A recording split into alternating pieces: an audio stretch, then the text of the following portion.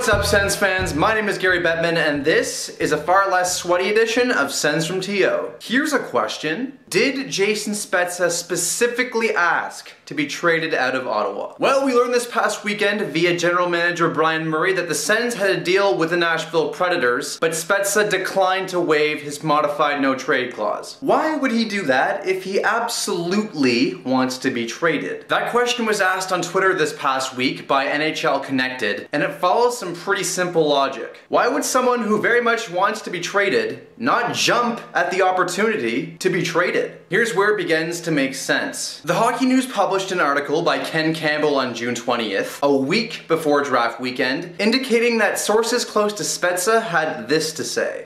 He told Murray that if the Senators were intent on a quick rebuild and were in the acquisition mode in terms of bringing in top-end talent, he wanted to be a part of it. But if the plan was to tear down the roster and rebuild the team with young players and draft picks, it might be best for the organization to maximize his value now, and that he would not stand in the way of a deal involving him, provided it was not to one of the 10 teams in his modified no-trade clause. And a little later, he loves Ottawa and would have been happy to stay. Before taking a gig with the Hockey News, Campbell spent 8 years covering the Maple Leafs for the Toronto Star. So let's say he's got some credibility. This credible piece of writing tells us two things. One, that Spezza likes Ottawa and cares enough about the team to consider its interests along with his own. And two, considering they are actively shopping their point per game star centerman, that they actually are trying to strip the team 3 years after commencing the original rebuild. Remember Denny Heatley? Very similar situation. Edmonton offered a pretty sweet deal for a star forward at the time, and like Spezza, Heatley declined. Edmonton felt slighted. This time around, Predators GM David Pohl went on the record and verbally displayed his irritation with the situation. He even went as far as indirectly commenting on Jason Spezza's sense of entitlement. Clearly, he was annoyed considering he was willing to offer up what he sent to Pittsburgh for James Neal, and that's totally fine. But this kind of comes back to the Senators organization. The team hasn't done anything outright to be a wolf among sheep in the NHL, but when things like this happen, especially if they happen more than once, carbon copy Denny Heatley, teams begin to associate negative experiences with specific teams, even if the annoyance wasn't sourced at the specific team's management core. Or maybe this is just part of the business and general managers can remain objective in future dealings. But if I were you, I would keep in mind that human beings can be conditioned to carry slight grudges. So now Murray himself isn't even convinced of the market for his star, career point per game centerman. And then add the priority re-signings of Robin Lehner and Milan McCulloch to the list of uncertainty. I mean, July 1st is in 5 hours, or right now, depending on when you're watching this. And so, this pile of uncertainty leads me to an analogy. On Friday night, I rode the bus to visit my girlfriend here in Toronto. And the bus driver knew exactly where he was going, down to the minute, and that included a rest stop. Now, obviously that's not a difficult thing to do with repetition and GPS, but still the job got done. That leads me to the question of whether or not Brian Murray knows where he's going. What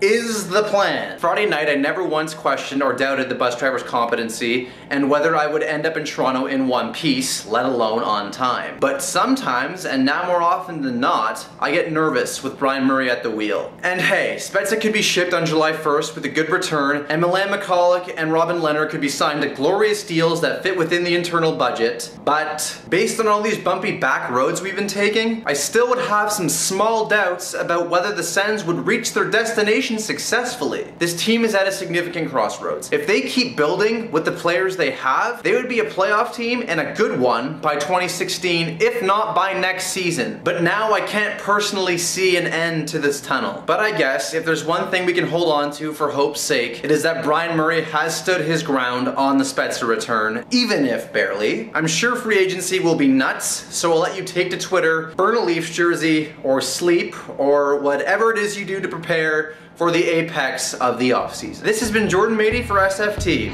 Remain Red, Sens fans.